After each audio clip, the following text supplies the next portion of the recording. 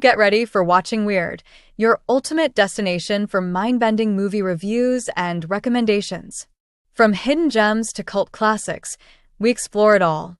Hosted by storytellers and cinephiles Alan Gamboa, Scott Baker, Rich Restucci, and Hadley Thorne, with a special shout-out to Landa Saldana and Alan Lasseter for their incredible support that help us keep the lights on at Weird. Now grab your Coke, popcorn, and tinfoil hat, and let's get weird. Hello. Happy Hump Day. Yeah, happy Hump Day, everybody. I'm here with the illustrious Scott Baker, and Alan, our third, is going to be a little bit late today. Let me go to comments here. See anybody home? Not yet. So I guess he said a little late, but I don't really know what that means. So I guess we'll give him a couple of minutes and then we will push forward. How was your week, Scott? What'd you do this week? Did you kill anybody? Over the weekend, I just did nothing and had a good time. Good. I took Fred over to a friend's. Remember where I stayed for those 2 weeks during the summer, 2 summers ago? Yeah. Well, they were having a party there, and I brought Fred, so he got to play with Peanut. And what else did I do? I don't remember. Sat around, did a lot of nothing, helped a friend do some work in her garden. But it was just a nice, relaxing weekend. Good. And I actually did get some editing done. So. Nice. All I did was work around the house inside and out. I actually killed myself on Sunday. I just did everything. Chainsawing and raking and putting plants in the ground. It did a lot. So I was exhausted on Tuesday when I had to get up and go to work. I said, oh, man. It was beat. I know. And the weather is so weird. Last week, it was cold. It was like in the 40s and rainy. Today, it was like in the 80s and sunny. Yeah, it's going to rain tonight here. My daughter's going up to New Hampshire. She's going up to Glen Ellis, New Hampshire tomorrow. Mm-hmm. She's leaving at like 7 in the morning, and they're going to go up and they're going camping, but it's going to rain. So, but they've already got the campsite and stuff. And it's a shame, but it is what it is. Well, hopefully they're wrong. They usually are. Yeah, we'll see. So I've been up there, and it was an absolute utter monsoon. And that happened probably 10 times that I've been up there, like to the point where you just couldn't stay in the tent. It was dangerous. So we ended up getting a cabin, and I never look back. I get cabins when I go up there now. Mm-hmm. But the kids are going tent camping, so good for them. Did that once during a rainstorm. Yeah. The guy that was leading the camping trip did not know what he was doing. He left the backpacks out and didn't hook the latches, so they blew open in the middle of the night. Everything got soaked. Oh no. Yeah. That's terrible. So finally we almost revolted. So he took us to an old haunted house, an old motel that was being renovated. Oh. So we got to spend a night in a haunted house.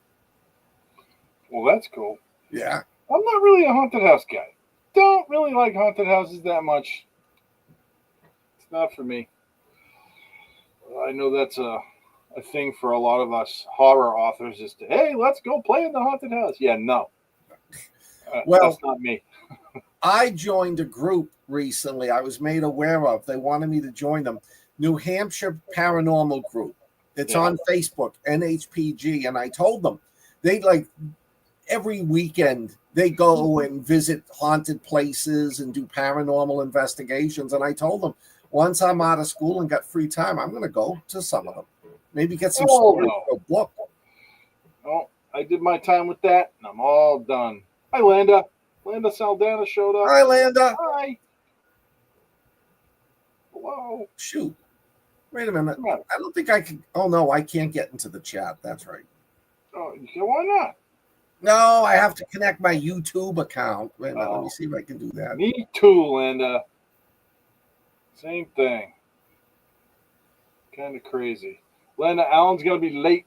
Well, the other Alan's going to be late because Alan Lasseter just showed up. Alan Gamboa is going to be late. Alan Lasseter. I don't mind. I love going to. I did one in Connecticut with, and I can't think of his name, but he was one of the guys on that Netflix, like 30 Nights in a Haunted House. Yeah.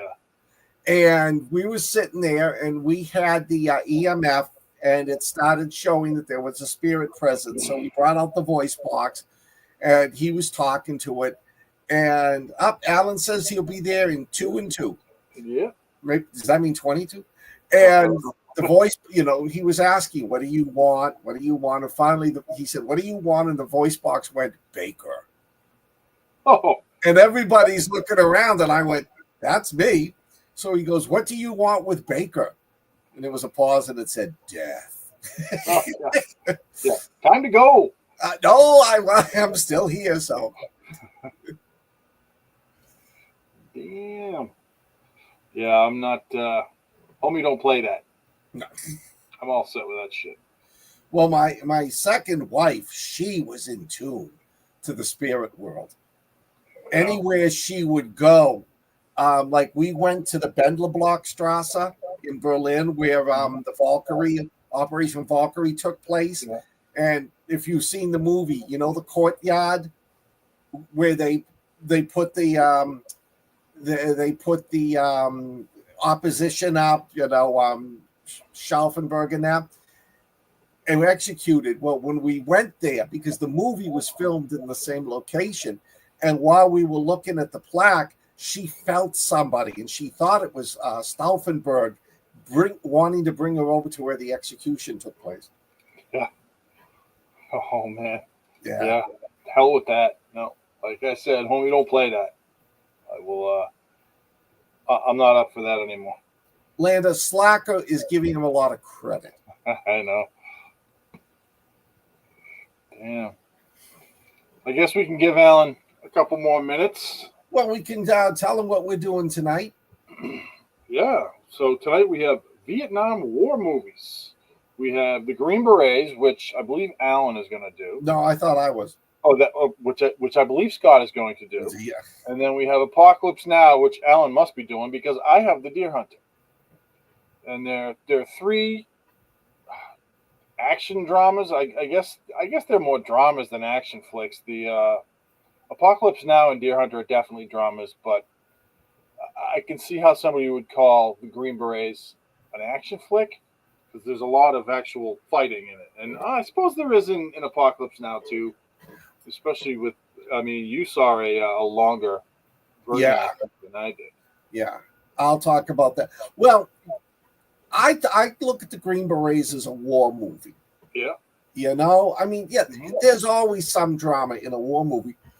But the reason I chose the Green Berets was that was probably the only Vietnam War movie where the American soldiers were the good guys.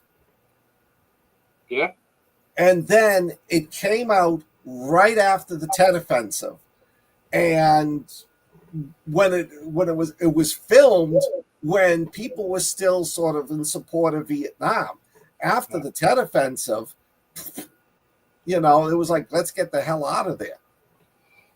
Yeah. Plus, I can't picture John Wayne making an anti-war movie. No. Well, we can talk about that when we get there. Yeah. What did Alan mean by that? I'll be there in 2 and 2. I have no idea. 2 minutes? 22 minutes? Oh. I don't know. Well, should we? Yeah, we can wait for him for just a minute more, I guess. Yeah, it's 9:09. We'll start at 9:10. It's not like he hasn't seen the Green Berets. Yeah, right. God, my father made me watch that. My father made me watch every war movie with John Wayne. The Sands of Iwo Jima, the Flying Tigers. Yeah, he did. He did a lot of war movies, a lot of westerns. Yeah. Craig, I was never the hugest John Wayne fan. I didn't think he was a great actor. He he was in a lot of good movies, and I mean, you hear John Wayne and you think of the quintessential American man, Yeah. but he just never really did it for me. A lot of his films kind of they were good, but I thought his acting was just a little weird. It was his voice really, but I guess he's not a bad actor. He never really did it for me. Like Clint Eastwood was just this uber hero for me, and he didn't work. I loved him in the war movies. I don't watch many westerns. I've probably seen 6 westerns my entire life. Yeah. And those are the classics, like the Magnificent Seven. But I thought he was perfect for war movies. He just had that soldier flair about him. But then I saw him in a movie where he was playing Genghis Khan. And I'm like, really? Of all the actors, let's take John Wayne and make him Genghis Khan. Or that other one. I think it was the one who was in Scotland where he played the Scottish guy. I don't remember that. What was that? God, it was a movie that it wasn't a Western. It wasn't.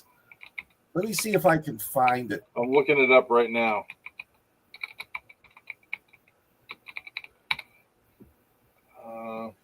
The Quiet Man. Yes. Scottish American returning to his ancestral home in Ireland. He portrays a man of Irish descent with strong ties to his Irish heritage. Set in Ireland, revolves around the character's experience and interaction within the Irish community. I've definitely seen The Quiet Man, but I totally forgot it. He was a Scotsman in that. Oh. I'm looking up that one. The Conqueror was the one. Wait a minute. Oh. All right, here it is. Who showed up? Hey. Sorry, guys. Hey. It's all good, brother. Well, I was babysitting, so I'm sorry. So you gave the kids NyQuil and now they're asleep. That's a trick I should try. No How you guys doing? We're doing good. What about you? Good. All right. So what did I jump into the middle of? Nothing. We were waiting for you. We were talking about John Wayne movies and like the really bad one where he played Genghis Khan, the Conqueror. The one that killed him? Yeah. No. It was one of the westerns where he got the radiation poisoning. No, it was Genghis Khan. They filmed it. Really? Out. Yeah, in the deserts here. Huh. Mm-hmm. Yeah. Wiped him out. Hey, buddy. It'll do that to you. Yeah. So go ahead, guys. I'm sorry. Sorry about being late. No problem. No, it's all good. Like I said, we were waiting for you. You have Apocalypse Now, right? So why don't you start? Yep. Jump right in. Okay. I'll start with Apocalypse Now. 1970, I want to say 78. I had this down. Sorry, buddy. I gotta do the show. Oh, you want to say hi? Sorry, I gotta say hi. Oh, bring come it here. in. Come here and say hi. You want to say hi real quick? Say hi, Ollie. Say hi. Come here. Come here. Oh, he's running off now. Oh, wait. Come here. Say hi real quick. Come on, say Ollie. hi. We want to see you. Hey, buddy. Say hi. Oh, hold on, sir. Sorry, buddy. He just wants to come up and say hi. You want to say no? Okay. All right. I love you. Papa's got to do his thing then if you're just going to run around. Okay.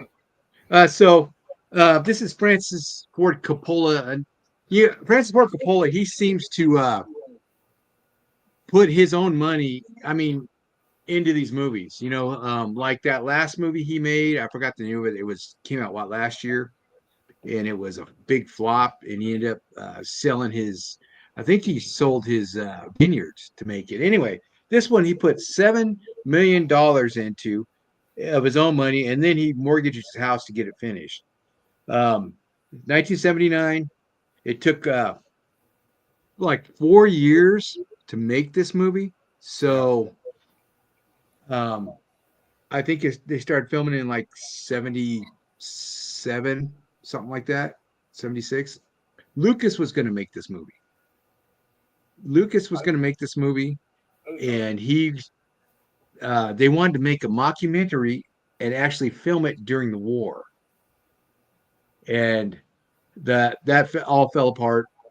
And then, of course, Lucas made Star Wars, and Coppola got this movie, and it created a big rift between those two for years. For years, they were not uh, talking to each other. And in fact, if you see Harrison's Ford character in there, his name tape is Lucas. G. Lucas is the officer's name. So anyway, so Apocalypse Now follows Martin Sheen, who is an assassin, a special forces assassin, to upriver with a Navy PBR boat and their crew of misfits to hunt down Marlon Brando's renegade. Uh, was he a general, something like that? I just saw this. Who has an army of his own of Montagnards and some soldiers that are just wiping everybody out, wiping the Vietnamese out. They killed some tax collectors and stuff. His army is becoming big with influence in the jungle in Vietnam. This is a pretty cool movie. It's based on the book Heart of Darkness, which I think this is probably better than that book. I've never read that book, but just reading about the book, it seems like this one is more fun. This one stars Martin Sheen. He looks like Emilio in this, when you're watching it. And it's really cool because the beginning starts out with this jungle on fire, and then it goes in and out of Martin Sheen's face, and he's suffering from PTSD, which I didn't understand when I first watched this as a teenager. But you watch this now, and the things he says when he's home, he's thinking about and it just, the PTSD, I think, was displayed kind of brilliantly in this that he had.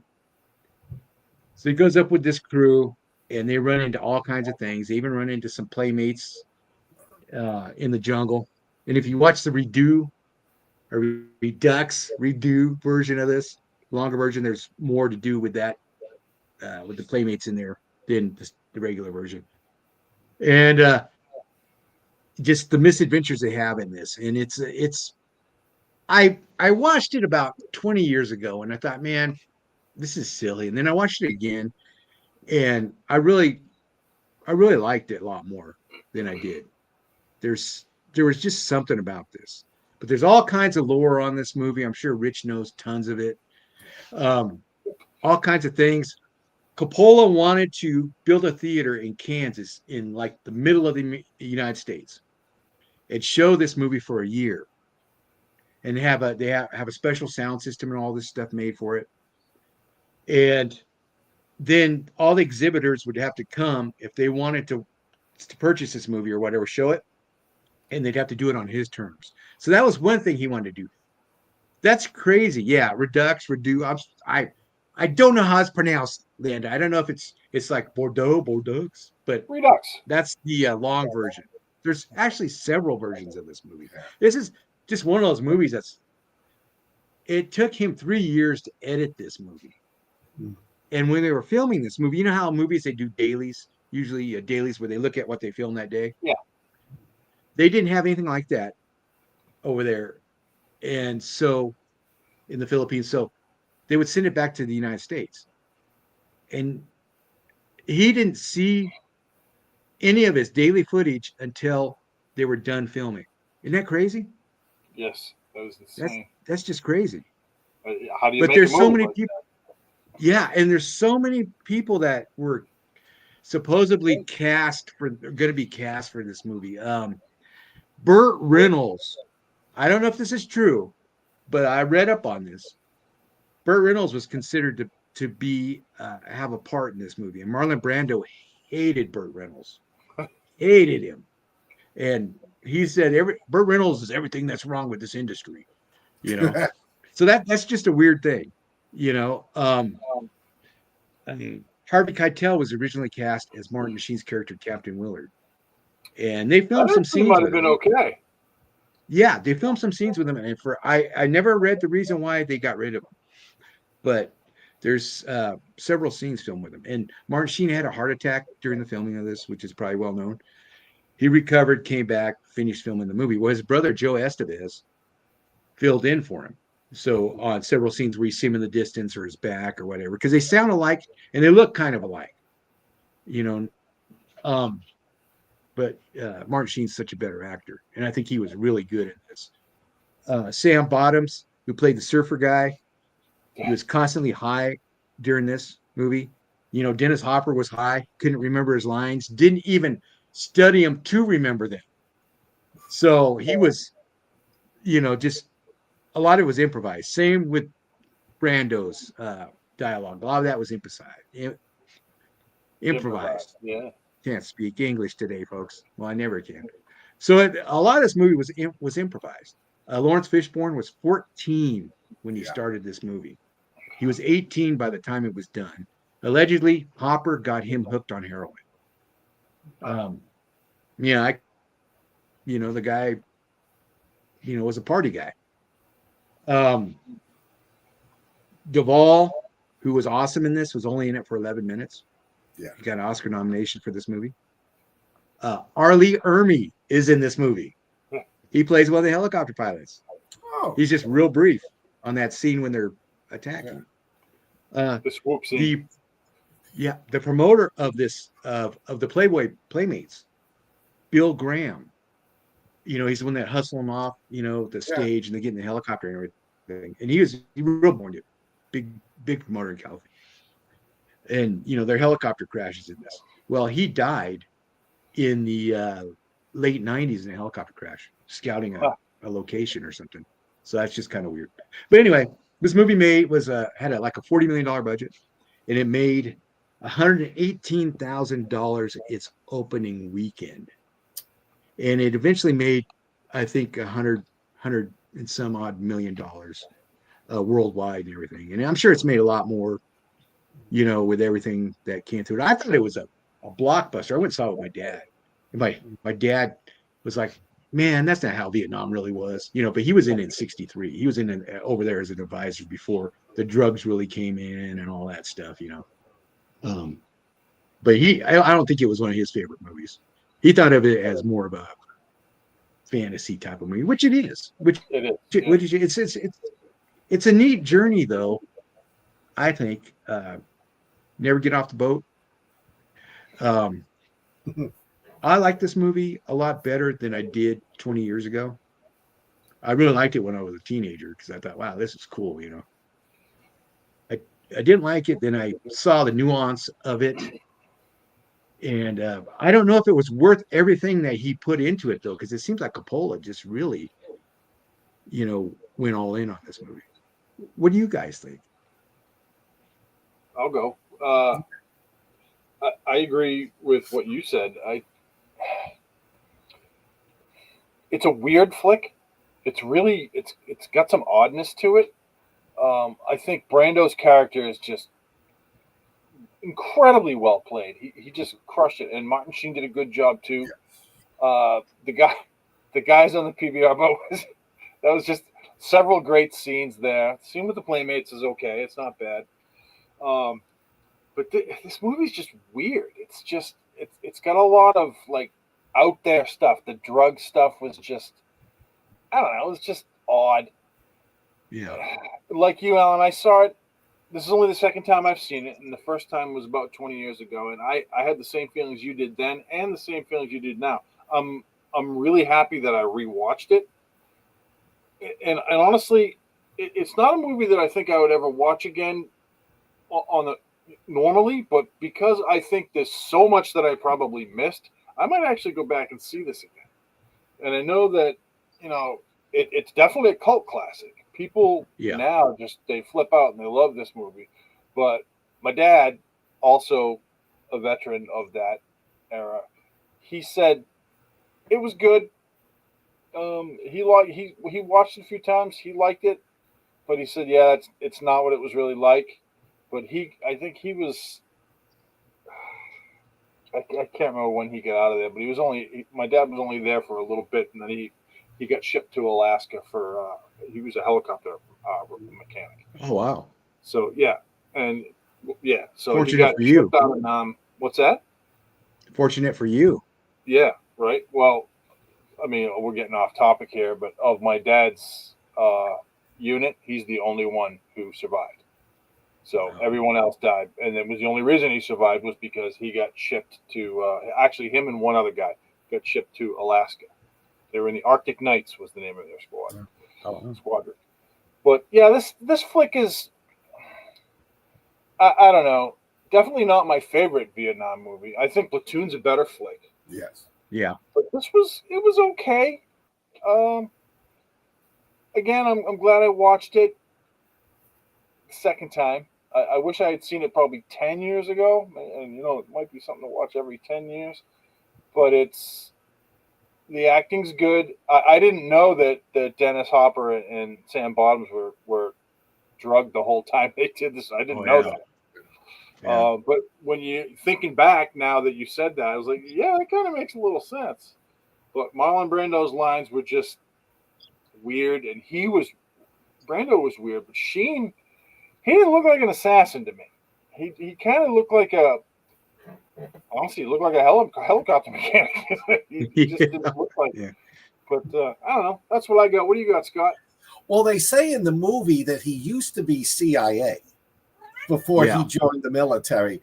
I can see him as the guy, that goes in and bumps off some of the Vietnamese. I agree with you guys. The movie is weird.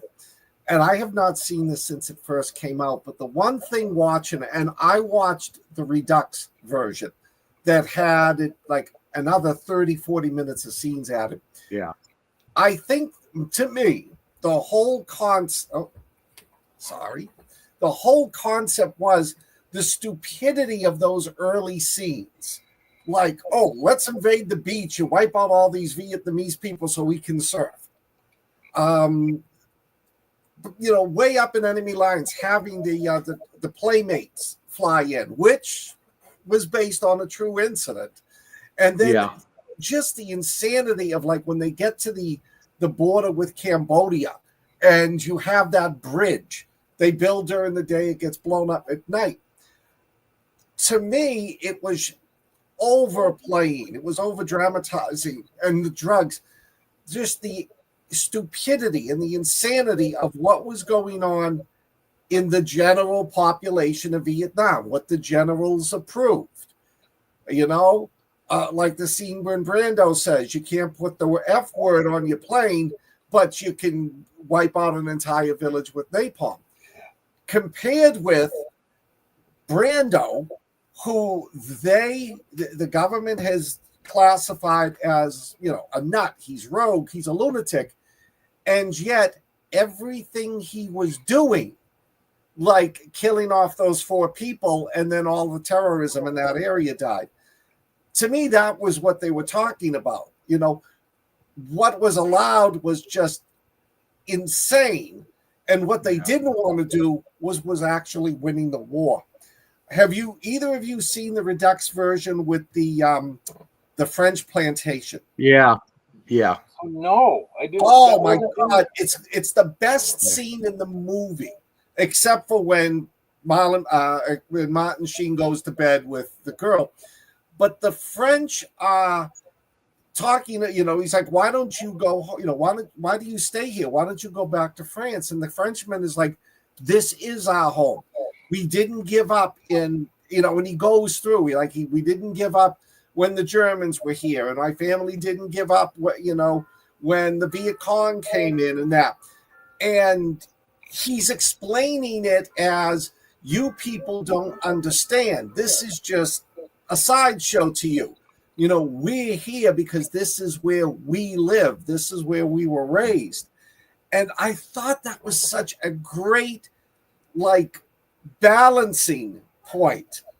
It's like the people who live there think of it one way, and these guys that just fly in and have all the fun and get their stars and get to meet some Playboy models, have no clue what was going on.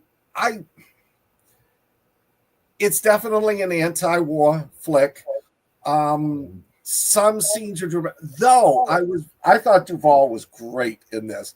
Oh, but remember the scene when, you know, he comes up to the Vietnamese guy who's holding the plate on his stomach, and he's trying to give him water, and the other people are, you know, are trying to stop him. He's pushing him away. That was actually based on a true story. Yeah. There was an American pilot who saw that, and he helped him and said, look, if you're going to fight us for 3 days holding your guts in, you deserve everything you get. So Yeah. there's a lot of, I was reading the trivia on the Amazon, and a lot of that, like the Playboy models coming in, was based on true stories. So he didn't make up this whole thing. He just dramatized it. But I like it. As you said, it is bizarre. But I think it's not my favorite Vietnam movie. Definitely. It's still pretty good. I can see why it's a cult classic. Hey, Doc. Hey, Doc. Hey, Doc. You know, Scott, this movie is good in bits. You know what I mean? There's scenes that are just like the whole beach thing with Robert Duvall and the air cab coming in, you know. Yeah. That's just an awesome scene. The surf, get out there and surf. You know, that scene's fun. You know, then you see Robert Duvall with that wounded, you know, Vietnamese baby, you know, and he's like, you know, get the baby in the helicopter and, you know, get her to the hospital or whatever, you know. That scene. And then you got Sam Bottoms, you know, he's skiing on the, you know, in the Delta there, you know, playing, you know, Rolling Stones, you know, Satisfaction. I mean, things like that are classic. Do you know Scott Glenn? Scott Glenn was in this. No. He was the assassin sent ahead of Martin Sheen. Oh, He's the one standing there when he gets on the beach. I mean, gets into and he recognizes him from the picture. I did not know that was Scott Glenn. Yeah, that is Scott Glenn, and he has a bigger scene where he shoots Dennis Hopper, where he kills Dennis Hopper, and he gives a Martin Sheen a thing. Tell my wife, you know, this or whatever. And but they cut that scene out. So it's crazy. Because I was looking at it and it goes, man, that doesn't look like Scott Glenn, you know, but you know, that was what, how many years ago? Yeah, it was 76 when it was filmed. And like one of the things I noticed was when they filmed it, Harrison Ford was a no one. The only movie he had made was American Graffiti. And he chose the name Lucas because Lucas did American Graffiti. But by the time they finished it and got it out and got into the plot, Indiana Jones had come out. So by then he was a big name. And like when I first saw it, I'm like, why does he have such a small part of this? But he had a real small part. He's just coming out of being a carpenter. Yeah. That's right. And okay, it's got that CIA guy in there when they're eating. Does that ring true? Which one was that? Jerry, the one with the tie and when they're in the trailer, and that commander, which that actor did a great job. That was giving Martin Sheen the assignment. Harrison Ford was in there, and the thing that I liked was they kept on focusing on the guy in the shirt and tie who never spoke. Yeah. Now he was like assistant director or something for this. He was part of the production, the big production team. He filmed. In fact, Coppola couldn't stand Brando any longer, so he had that guy film the rest of his scenes. I mean, Brando. I didn't know that either. But yeah, I guess Brando was really hard to work with. I liked it because he's sitting there. He's not military. He's got the suit and the tie, and they're constantly showing the camera to him. You know who's the one that said, let's do this. Let's pick Martin Sheen. He's one of us. Yeah. No, and the way you look at him was great. You know, the looks he'd give him was great. So you guys got anything else for this one? Nah, I'm good. No. Scott, what do you give this one? This is a tough one because I'm probably going to give it a 4.25. To me, there's a lot of things that don't settle right, but I think overall he gets the impression across, and you got to give him credit. He has great actors, beautiful action scenes. I mean, this movie captivates you. Anything below a 4.25, I couldn't agree. All right. I mean, I love the sweeping jungle scenes and the scenes, both looking at the helicopters coming up and over, and from the helicopters as they go, as they fly over the jungle. I thought that was just great. The river scenes were phenomenal on the boat. Yes, but it just, while it's an excellent movie, I do think it's a good movie. It's just, I think it was way too long. I think they could have condensed this and have it been a little better. So I'm going to give it a 3.8. I don't think I'm going to give it a 4. But you know what? I am going to watch it again, especially after you said Scott Glenn was in it, because I just don't remember that. I remember the guy, but it didn't look like Scott Glenn, so I need to watch it. So I'll give it a 3.8. What about you, big guy? I'm going to give it a 3.5. This movie is best seen in bits. There's just scenes in here that there's scenes you can skip over, and then there's scenes you want to watch just to, enjoy it. Long movie, you're right. And it was going to be longer. So who knows what's on the cutting floor. Apparently, I read there were 21 hours of film footage. Yeah. Oh, yeah. Yeah, it's crazy. Well, thank you for indulging me. Who's next? I can go next.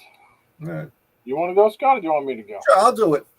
Go ahead. Green Berets. Wait a minute. 19. And they're not in your hair, right? No. Green Berets, 1968.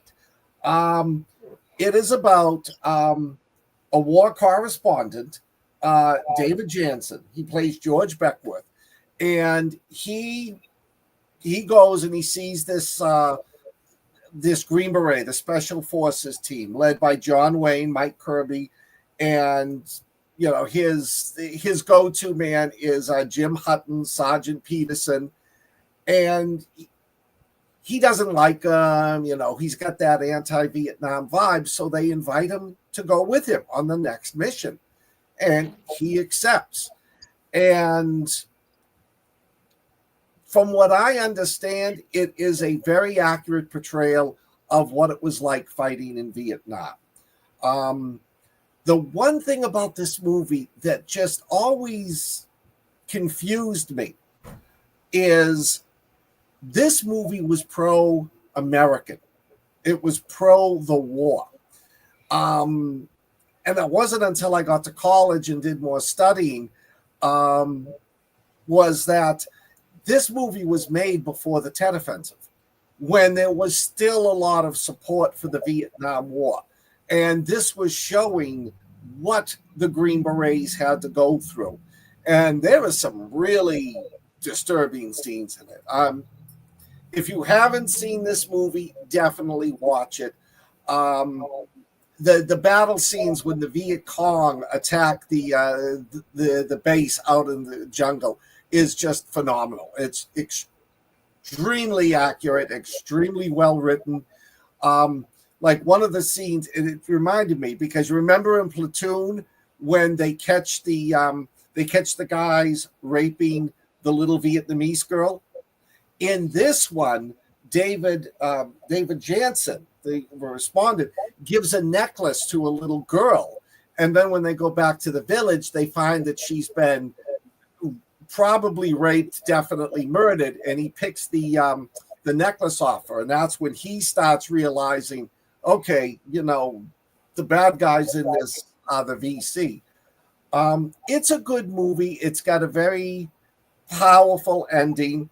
The one thing, though, that I still can't get over is they're walking into the sunset, but it's Vietnam. So the sunset's east in the west, but they're walking towards the coast where the sun's set. We'll give him that one. We'll give him that one. John Wayne's a cowboy. He rides off into the sunset all the time. It's a good movie. A lot of actors in it. George Takei, Aldo Ray. I didn't realize until I saw this. Bruce Cabot from King Kong is in it. Chuck Robertson is in it. Definitely watch it. I don't want to give away too much about the plot. If you haven't seen it, it's a war movie. It's all about what takes place in Vietnam, what it was like to be the Americans fighting against the VC. And of course, we're the good guys, the VC are the bad ones. But it's got a few comical scenes, like when they're trying to figure out what to name. Oh God, I can't think of the name of the guy who gets one of the guys gets killed and they're trying to name something after him. And they can only come up with one type of item that the military uses. Isn't that his last name or something? Yeah, or? It's like I'm looking through here to see, but I can't find his name. Yeah, that was he was an old cowboy actor and stuff. Yeah, but I can't find his name on Provo. Huh? Provo. Luke asked you, but he played That's Provo. right. It wasn't L. Yeah. It was Provo. Yeah. Provo's Privy. Yeah. Yeah. Definitely a good book, but it's completely different than most every other Vietnam. This is the only pro-American and Vietnam movie I can think of. Oh yeah. Yeah, definitely. So what do you gentlemen think? Rich? Yeah, man, I think of the 3 movies that we watched this week, this one is by far the best. Yeah. It's I was talking to Scott earlier, Alan, before he showed up, and John Wayne was never my favorite. I mean, I think he's a decent actor, but I don't think he was all that. He is the quintessential American hero guy, Western war movie guy from back then. But I thought he did really well in this movie for the most part. Some of his acting was like, fall back. I mean, they're getting slaughtered by, wave upon wave of Viet Cong, bullets flying, bombs and mortars going off, fire, people dying right next to him. He's like, yeah, let's just go this way. He's like, this is a colonel, and he just doesn't give a shit. So that was part of it. It was just kind of a lackadaisical attitude. But the rest of the flick is great. And other than those scenes, I thought Wayne did really well. Peter San, I thought he was a great character. He's sort of a scrounger, and he can go and he can find everything. And that is why Mike Kirby wanted him in the unit, because like he never gets caught. He's been doing this a bunch of times. And he wanted a scrounger, and the scrounger ended up doing a lot of the work, and he ended up being a hero. And there's a little kid named Handchuck he runs around, and he's at this camp that they're trying to fortify while they're far away from everybody else. They're trying to fortify this camp while the VC are hitting them. The VC and NVA are hitting them. And Handchuck's this little kid, and he's got a little dog, and they're running around. He ends up, sort of adopting Peter San, who is, Peterson, and they sort of adopt each other and kind of fall in love with each other, the adult and the kid. And that was a pretty good dynamic. And I don't want to wreck it for you, but it does get very sad. The kid does not die. I honestly thought the kid was going to die. The kid does not die. What's that? And the dog doesn't die. We'll leave that alone. Okay. Oh yeah, that's right. That was a big contention for me because the dog actually does die. That's right. Yeah, and I didn't like that so much. That's a downer for me. But the rest of the flick is great, and honestly, it fit for the sadness of the movie because the scene that you described, Scott, where this village elder brings in a little girl, and she had stepped on a punji stick. That's right. So they're trying to help her, and they fix her up, and she's good. She got a bandage on her leg. The village and Kirby, who's played by John Wayne, is like, yeah, come on, just come in here with us and stay here while the VC are out there. Like, no, we'll be fine. They go back to their village, and then the VC come in, and they want the men to join the VC, and they basically slaughter everybody, including the little girl, which was just horrible.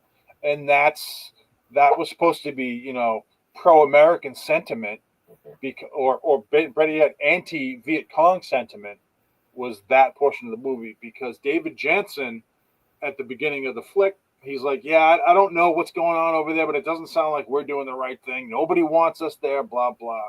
And then he really does see that the Americans were helping. They were actually helping people over there, and they were doing the right thing. At least that unit was. Yeah. And so I actually really enjoyed that portrayal of, you know, the Vietnam War. But like you said, Scott, it came out before the Tet Offensive, so the whole narrative flipped. Yeah. After the Tet Offensive, so the whole sentiment flipped from Americans, and that's when you started getting. Well, we all know what happened. But yeah, I thought this was a good flick, and it's a movie that I will watch again. It was one of my dad's favorite war movies. He loved it. That's what I got. What about you? Same with my dad. My dad said if I would have seen this movie before I went over there, I wouldn't have gone over there. Because all the death, I mean, almost everybody dies in this. The Green Berets, the main ones, you know, almost all of them are killed or wounded, you know. And Aldo, did you know Aldo Ray was a real World War II hero? He took out a German sniper or a machine gun nest. Yeah, he had severe PTSD through his career. And so he was drinking so much that Wayne took away a lot of his lines in this. Yeah. But yeah, the guy's a hero. This is a good movie. I love this movie. I'll watch it every couple years. You know, it's the battle scenes are great. There's a little bit of some slow part when they're going to kidnap the tax collector or whatever. That scene's kind of Yeah. But it is a powerful movie when you look at it in a way, the way that they were looking at that time. You know, we're going to come in there like we always do and save the day. Yeah, unfortunately, you know, that did not happen. But this there's a lot, like I said, a lot of good fighting scenes in this to keep your interest. If you didn't know what a Green Beret did, it sure lets you know. Yeah. The thing that threw me were all the pines in Vietnam. I didn't know they had so many pine trees. It's like go to Hawaii and film this. You know, this movie did make a lot of money for John Wayne. It really did. It was his like third biggest grossing movie ever. And George Takei, you know, he was in this. And he plays actually a pretty sadistic character in this. He's got a reason to be, but and he was, you know, voicing his displeasure about the Vietnam War. And John Wayne told him, you know, George, I'm paying you for your acting, not your political views. And that ended that. Patrick Wayne's in this, playing a CB. You know, Patrick Wayne was in a lot of his movies. You know, I'd put my kids in my movies too. I like this movie. Wayne was good in it. Wayne is good in it. You actually believe that he was this, you know, commander of the Green Berets. And the scenes filmed at Fort Benning, the military scenes, you know, where that's kind of cool seeing that because those are real troops running around. I just wish they would have filmed this in a tropical setting. Yeah. You know, because it kind of takes you away. You know, I mean, they tried their best, I guess. But that's the only thing that takes me out of this movie is, you know, you look and you see all these, you know, Georgia pines and stuff. You know, I probably got the wrong tree, but I mean, Coppola at least in the Philippines, so it looked like that. Yeah, a lot of good actors in this, like you said, Bruce Cabot, Raymond St. Jacques. You know, just a good movie. It's just a good non-John Wayne Western. Yeah, I enjoy this movie. It's sad. The ending, you know, beat the sun. I had this partner at work, and we used to tease this other guy. His last name was Peterson, and we'd always go, beat the sun, and it drove him crazy. And finally, he said, "What do you guys call me that?" And I said, "You ever seen the Green Berets? You got to watch it." So he watches it, comes back, goes, "Okay, I get it now." But it used to drive him nuts. He didn't know why we call him beat the sun. But the ending is pretty sad. Yeah. You know, Jim Hutton is a good actor. Yes. You know, I liked him Ellery Queen in the Ellery Queen TV series, And what's and his son. Yeah, he was Ellery Queen, and then his son, uh, whatever Hutton, he was in Leverage. He was the guy that was running the Leverage crew, Yeah, Timothy and Hutton. I can't think of his first name. Anyway, Timothy. I like this movie. You should it watch it. wasn't It's it not wasn't Jim Hutton a really big name back then? He was for a little bit. He died early. He died. I forgot what he died of, but he died pretty young, like in his 40s maybe or something like that. So this is a good movie, even if you're young. It's a good movie to watch. It's got a lot of action in it, and it's got a lot of political, how it was viewed at that time. So, Yeah. Scott, what do you give this guy? There are some flaw. There are a lot of flaws in it, like the sun rising, setting in the east. But I'm going to give this one. It's a classic, 4.5. Rich? I will echo that sentiment and throw some happiness for a 4.5. I'm gonna repeat. I'm gonna be a repeater. I'm gonna be a copycat. 4.5. I love this movie. I won't watch it every year, but I'll watch it every couple of years because it's long. Yeah, it is. Not as long as the other two. I know. Yeah, true. You get the Deer Hunter, sir. Oh man. So I got your the Deer punishment. Hunter. So yay! I was 10 years old in 1978. Star Wars had been out for a while, and Darth Vader was absolutely kicking Luke Skywalker's ass in my room. Via those kind of action figures, and also a vivid imagination. My parents wouldn't shut up about this fantastic movie they had seen called The Deer Hunter. Raved about it. What's it about? I asked them. War, my dad said, and that was it. Actually, he added the fact that I was too young to see it, and that was it. I bided my time, and when I was about 13, I watched The Deer Hunter for the first time. I was bored to tears. This was the flick my parents loved so much? 3 hours of WTF? This isn't a war movie, I thought. This is some sick shit. This is a prison camp flick, and it borders on psychological torture porn. The crux of which is forcing the prisoners to play Russian roulette. Wow. The Deer Hunter stars Christopher Walken, the newly insane Robert De Niro, John Savage, and John Cazale. Meryl Streep and George Zunza back up the quartet, and we have Michael Cimino as the director. I got to tell you, I hit WTF pretty quickly with this one when I watched it this week. The same unnecessary, crazy crap was still there, and it still bored me to tears. This is a film that won 5 Academy Awards, including Best Picture and Best Director, and was nominated for a total of 9 Oscars. I don't think the Academy and I see eye to eye on a lot of stuff because their best pictures are often snooze fests. This film is about 3 Slavic buddies who work in a Pennsylvania steel mill who go off to war in the worst place in the world, get captured by the Viet Cong, and are tortured in a prison camp until they make a bold escape. The thing is, even though they're free of their tormentors, none of them truly escapes, and that's what the film is about. One of the guys stays behind to play Russian roulette. Another is unable to integrate back into society back home, and none of them are no longer able to hunt deer. We've got drug addictions, friends hating friends, violence, and infidelity.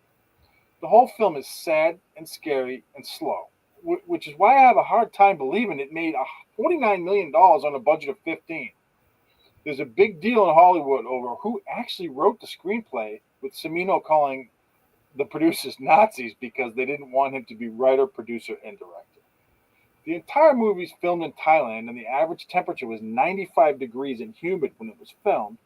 And the bar that was built for the film, where the guys, where they would hang out, became an actual bar for the local steel mill workers in Pennsylvania.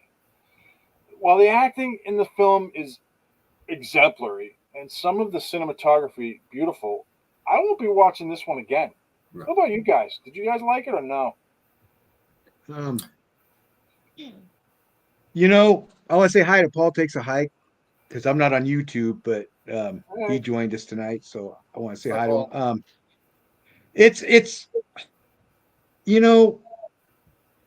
I rented this movie in the 80s because I didn't see it when it came out. Not that I wasn't old enough. I could have probably snuck in. But I didn't. I liked the Vietnam scenes when I was younger because, yeah, you know, Vietnam War, But this movie came out at the height of anti-war, of Vietnam War anti-sentiment, I think. You had movies like Rolling Thunder, stuff like that had come out. That one movie where Chris Christopherson's in a wheelchair and Jane Fonda's in it, So you had a bunch of those movies. So I think this is why. I mean, the acting was good in this. The acting was good in this. But I think you had all of that, and this kind of just, came out with the acting. And I think that's why it swept the Academy Awards. They're not a good judge of movies anyway. We're the good judge of movies right here. The Academy should let us join.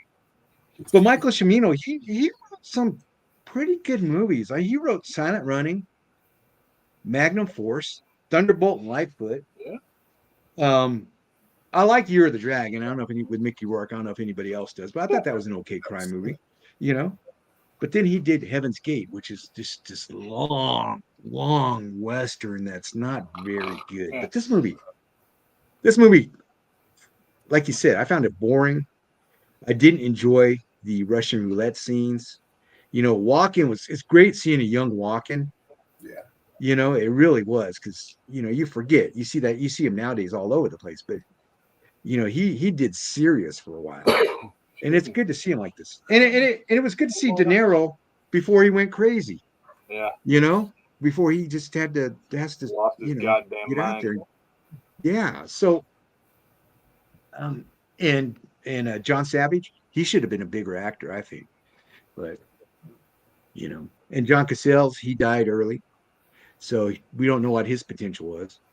Yeah, and he Meryl was Streep diagnosed with cancer while he was making this movie. was making that. Wow, Yes. yeah. Yeah, I think him and Meryl Streep were in a relationship too. I think she was taking care of him.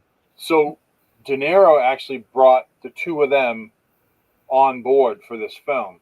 He came to Cimino and said, "Hey, I got these two friends of mine," and it was those two. And he said, "Hey, bring them in," and they did. Oh, good. Well, that was a good choice. I mean, but this movie, not. I told Tina we had to watch Deer Hunter this week, and she's like, "Hate that movie." So I don't know why it gets all the love. Like I said, I rented this movie, so I was a little bit older when I saw it. But I just I didn't enjoy this movie this go round. I did not. Scott? This is the first time I've ever seen the whole movie. Back when it was out and on HBO and that, I saw the scene with the when they were torturing them by making them play Russian roulette, and I saw the ending. I don't consider this a Vietnam War movie. I consider this a drama set in the Vietnam War era. And when I looked at it that way, I liked it a little better. At the beginning, I didn't like any of the characters. I couldn't stand any of Meryl Streep was the only one that I'd want to spend my time with. Now, granted, I know what they were trying to do. They were trying to do lower class, blue collar workers, the guys that actually went off and got their asses shot off. Right. Once they come back, though, like you said, the PTSD, De Niro he can't even sleep with Meryl Streep. He's so effed up. Walken can't leave Vietnam. And I love the acting of the guy. I can't think of the actor's name that lost both legs in his left arm. I mean, he did such a good job of portraying that. Right. My biggest gripe with the movie, and if you've not seen it, hit mute for a minute, was how many years was Christopher Walken in Vietnam doing the Russian roulette thing and didn't get killed? Right. How much luck is that, right? There's no way that could have happened. I know they did it for the movie, you know, but there's no way anybody could have survived that long. Though I loved what De Niro did with the three guys, three bullets, Yeah. three bullets. Yeah. And the Vietnamese guy is like, doesn't trust him, which he shouldn't have. But Old escape. yeah, it's. Go with your gut. I watched it once. I'll never watch it again.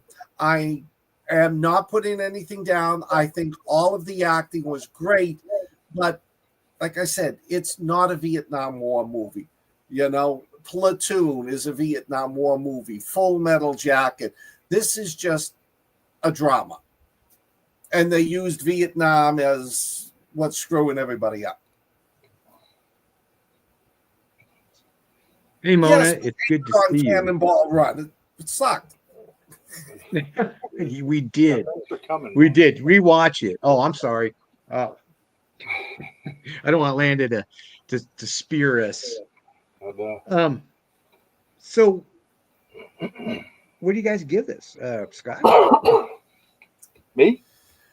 I'm going to give this a 2. I will never watch this movie again. I'm going to get rid of it where I put it, so it's gone. Maybe pee on it, and that's it. This movie sucked. Yeah, I threw it in my cat. I threw it in my cat's litter. I threw it in the cat's litter box. He said, "Why be redundant?" I'm giving this a 2. And the only reason I'm giving it a 2 is because the guy in the wheelchair, Christopher Walken, De Niro, for what little she was in the street, did phenomenal acting. But yeah, I'm gonna be a copycat. I'm gonna be a copycat and give it a 2 also, because it was like I thought I was in that prison camp for a while watching this movie. Give me the 38. Yeah. Oh yeah. Longer than it needed to be. It could have been a half hour long. Third of the movie, and it's freaking. They're in that camp. Well, yeah, it was well over an hour before they even got to Vietnam. Yeah. Yeah, it was. But yeah, no, you're right. I don't hate it like you guys do, because I just throw it away. Yeah, I just thought it was garbage. You know what really bugs me is that, number one, my parents loved it when they saw it. I remember them saying, "Oh, this was great. It was fantastic." And this coming from a guy who was in Vietnam for a brief bit. But the Academy Awards? I mean, are you kidding me? Come on, 9? Oh, yeah. My parents like this too, but I think our folks were looking for something different than we were in this movie. I agree. Yeah. I think they were looking for more of the drama than, and like I said, it was at the height, I think, of the anti-Vietnam movies. Then you had, of course, Platoon come in after that and Hamburger Hill, but those were different. Those were, not. And with your father being there, the trauma of it expressed by the actors probably touched a chord with him. Yeah. I'm sorry, I'm laughing at Big Mad last week. Big Mad, yeah. I know, she was hating on us. Mona, I hope it's good to see you, Mona. Yeah, I'm glad you're here, Mona. Appreciate you coming. It's good. Thank you for joining us tonight. Yeah. So next week, do we want to do Sinners? That's a new one. We can do whatever. And it's hot right now. It's doing well at the box office. It got good reviews. I don't know anything about it. No, I've never even heard of it until I mentioned it. It's a vampire movie. It's a vampire movie with Michael B. Jordan. Okay. And I hear it's really good. It's by the guy that did the Wakanda movie. What's his name? The superhero? The Wakanda Kevin superhero? Feige? Oh, those. You talking about Kevin Feige? No. It's the guy, Ryan Coogler. Ryan Coogler is the director of that. No, I don't know. Wakanda. Black Panther? Max, Is it Black Panther? we read the chat, Max. We read the chat. We do. We do. We see them. We see you, Max. And I Yeah, see we every know what time you're you. up to, Crumb. Yep, we do. We just sometimes we can't get to you. It's just too fast, and we're too slow. So how about Sinners this coming week, and then we got to find us like a horror movie or vampire movies to go with it or something. Keep Oh, ourselves. did Give we do these the folks some new. invitation yet? I No, don't we think haven't done the did. invitation yet. Throw that in there. Well, Sinners, the invitation, and then we'll find a third vampire movie. Okay. Sinners and Oh, the invitation is next a week. vampire movie? What's that? Invitation is a vampire movie? Yes, and it's good. Yes. It's really good, actually. All right. I'll Yeah. see if I can find any good vampire movies that came out in the last year that we can throw in as a third. Oh, So did we the Sinners. Did we do Blood Red Sky? I don't think we ever did Blood that. Red, did we? We did that. Yeah, is that the one where the vampire's on the plane? Yes. Yeah. Yeah, we did great. that. That was Somebody get these mother effing vampires off this mother effing plane. Yeah, that was a good one. I like that one. There's got to be something good out there. So Tony. See, Tony's watching. He knows. Thank you, Tony. Well, and we did Abigail, right? We did Abigail. Yeah. And that's a good also one. pretty good. Yeah. Yeah. We'll figure it out. Yeah, that's true. But we're over by 6 The minutes. Last of Us? We haven't done The Last of Us like we do. We haven't done series in a bit. We need to get back on board with doing series, but we just haven't. I haven't watched this season of Last of Us. Have you guys? It's not as good as the first season.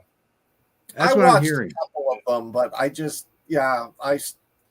went off on other stuff. Yeah, that's what I'm hearing. So it's kind of made me, delayed me in watching it. Just so. Well, as our timekeeper Rich says, we're 7 minutes over. Yeah, we gotta go. So thank you for joining us. Appreciate all you coming. Yeah, we appreciate it. There it is. Rich fingered us. Since Rich fingered us, it's time to go. Remember, Sinners next week, Invitation, and TBA on the next movie. Thanks for coming, everybody. Ciao. We will see you next Good night. week. Thank you. All right, Wyrdlings, that's all for watching Wyrd this week. Thanks for tuning in, and remember, the strange and unusual never sleeps. Well, except for maybe on Thursdays. Speaking of sleep schedules, here's a quick reminder about our other shows. Dive into the mysteries of the mind with Wyrd Awakenings every Friday at 8 p.m. Eastern Standard Time. Cozy up with blondes, books, and campfire tales for spooky stories every other Tuesday at 8 p.m. Central Standard Time. Hone your craft and connect with fellow writers on Write With Me on the third Sunday of each month. And don't forget, Watching Wyrd now airs live every Wednesday at 9 p.m. Eastern Standard Time. For all things Wyrd, find us on social media via Linktree in the description below, or visit our website at wyrdrealities.net. Stay weird.